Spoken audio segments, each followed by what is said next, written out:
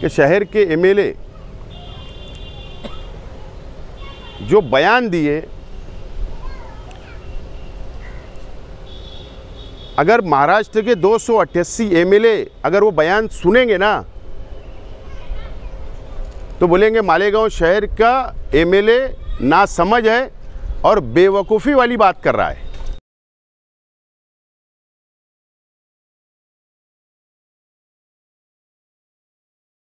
शहर में सिर्फ 78 1 2 3 जो लब्बैक होटल के पास जो बस्ती कॉरपोरेशन ने वहाँ के मकानात को डिमोलिश किया, उखाड़ दिया, उजाड़ दिया हाईकोर्ट के आदेश पर, ये बात बिल्कुल सच है।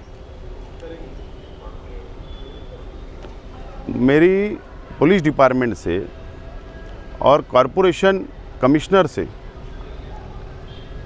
मेरी डिमांड है कि ऑर्डर हाईकोर्ट का आप पहले पढ़ लो, हाईकोर्ट का ऑर्डर पहले पढ़ लिया जाए। इल्लीगल बांधकाम हुआ इस ज़मीन पर, उसको डिमोलिश करना ऐसा हाईकोर्ट का ऑर्डर है। घर वहाँ से हटा देना क्योंकि कॉरपोरेशन से परमिशन नहीं ली गई। हाईकोर्ट ने ऐसा नहीं कहा कि तुम ज़मीन का कब्ज़ा छोड़ दो, बात समझ लो पहले। तो मेरी उन बस्ती वालों से भी रिक्वेस्ट है, गुजारिश है कि तुम ज़मीन का कब्ज़ा छोड़ो मत। हाईकोर्ट का ऑर्डर ऐसा नहीं है कि ज़मीन का कब्ज़ा मालक को दिया जाए, ऐसा नहीं है। ये डिसाइड बाद में होगा, नंबर 1। नंबर 2, पुलिस डिपार्टमेंट ने तो इसके ऊपर एफआईआर करके उन बस्ती वालों को इंसाफ देने का काम करना चाहिए। एफआईआर होना चाहिए। एफआईआर मैं इसलिए बोल रहा हूं कि गरीबों का पैसा तो उस वक्त ले लिया गया, गरीबों से उनको बॉन्ड बना के दे दिया गया। बाद में इसके अंदर कुछ लोग पंचों की भी हैसियत से बीच में आए। पैसा वापरा गया, गरीबों का इस्तेमाल किया गया। आज वो गरीब लोग रास्ते पर आ गए। तो जिन लोगों ने पैसा वापरा उन पर भी एफआईआर हो, गरीबों को जिन लोगों ने फंसाया उन पर भी एफआईआर हो, और गरीबों को इंसाफ मिलना चाहिए। ये मैं ऐसी डिमांड मैं प्रशासन से करता हूँ। इसाक सेठ घर वाले महफूज और शमीम नाम आ रहा है, कितना सच है? दूसरी बात कि शहर के एमएलए जो बयान दिए, अगर महाराष्ट्र के 288 एमएलए अगर वो बयान सुनेंगे ना तो बोलेंगे मालेगांव शहर का एमएलए नासमझ है और बेवकूफ़ी वाली बात कर रहा है। लोक प्रतिनिधि किसको बोलते हैं कि वो आवाम की सहायता करे, आवाम की मदद करे, आवाम के लिए लड़े। लेकिन ऐसा बयान देना कि मेरी मेंबरी चली जाएंगी, अपोजिशन वाले को जाना चाहिए था,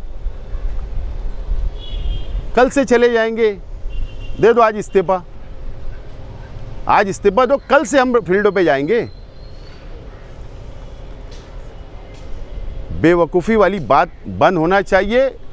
तुम तो बेवकूफ़ी वाली बात करते, लेकिन बाहर के लोग, प्रशासन, डिपार्टमेंट हंसता है, शहर पे हंसता है। इससे ज़्यादा क्या बोलेंगे, आप लोगों को सब पता है। बोले मजबूरी थी कि मैं अगर वहाँ जाता तो कोई फ़ोटो निकाल लेता कि आप वहाँ पे गए थे और कि मेरी पद मेरा चले जाता। और उन्होंने ये कहा, उनका बोलने का इरादा ये था कि ये आपकी जिम्मेदारी थी, आपने वहाँ जाना चाहिए था, आपके पास कोई पद नहीं था। बिल्कुल बेवकूफ़ी वाली बात बयान आज के एमएलए का था। मुझे भी बहुत हंसी आई कि क्या बयान दे रहा है एक शख्स। और रहा सवाल कि वो बस्ती जिन लोग उसके अंदर पंच थे या जो लोगों ने एवार किया, गरीबों को फंसाया, मैं ऐसा मानता हूँ कि कहीं ना कहीं एमएलए को मानने वाले लोग थे, इसलिए दरमियान का रास्ता निकालकर एमएलए साहब भागने की कोशिश कर रहे हैं और हमारे जैसे लोगों को सलाह दे रहे हैं कि आप लोग को जाना चाहिए था। ऐसा हिंदुस्तान की तारीख में ऐसा कहीं नहीं हुआ। कि तुम अतिक्रमण रोकने जा रहे हो और तुम्हारी मेंबरी चले जाती है। कहीं नहीं हुआ हिंदुस्तान के अंदर, एक तारीख ही नहीं है। पहले ऑर्डर तो पढ़ लेना, ऑर्डर समझेंगी तो बात करना चाहिए था। ऑर्डर में ऐसा लिखा है इल्लीगल कंस्ट्रक्शन, ज़मीन का कब्जा छोड़ना नहीं लिखा है, लेकिन जाकर कुर्सी लगा के प्रशासन से बैठ के बात करते थे। लेकिन ऐसा नहीं करते हुए सिर्फ वो बेवकूफ़ी वाली बात करना, बयानबाजी करना और शहर को पूरा मुसीबत में डालने का अगर कोई जिम्मेदार है तो शहर का एमएलए। ये 78-1-2-3 का मामला अभी सामने आया है।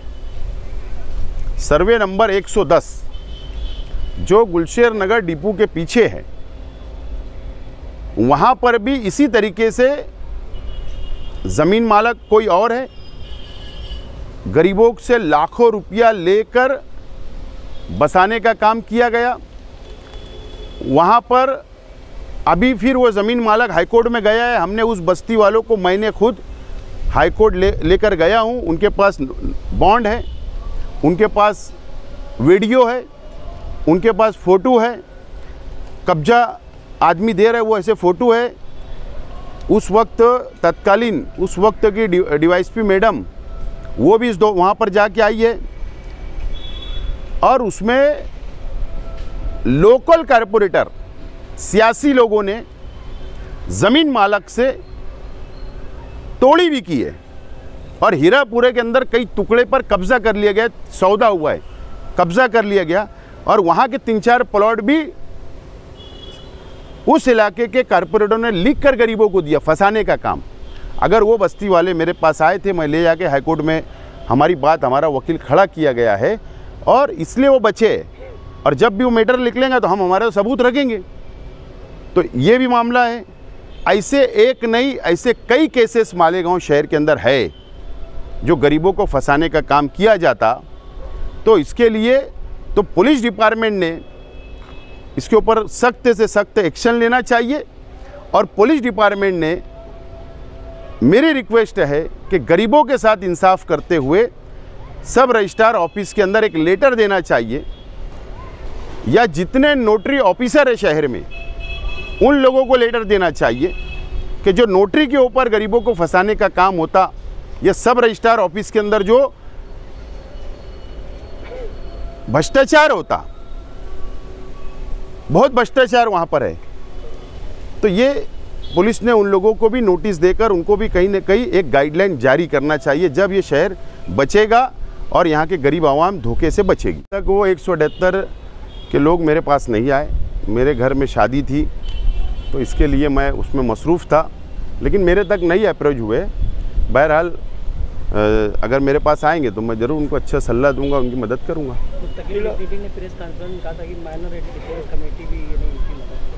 अरे मुस्तकीम डिग्निटी साहब ने कहा तो उनके पास वो गए हुए थे, वो भी कानूनी क्या उनको मदद कर सकते उसकी मालूमात इकट्ठा कर रहे हैं, मालूमात ले रहे हैं और देखते हैं अभी हुड किस करवट बैठता है, देखते हैं। डायमंड कारपेट, हमारे वहाँ गराज, रेलवे वाला कारपेट, विलस्पन कंपनी का पायदान, हेटलोन, रेगजिन, होलसेल रेट में तमाम अशिया हमारे वहाँ दिए जाती है। हमारा पता याद रखे, सकावत होटल के पीछे, आबिद सोडा के बाजू में, हजार खोली, मालेगांव।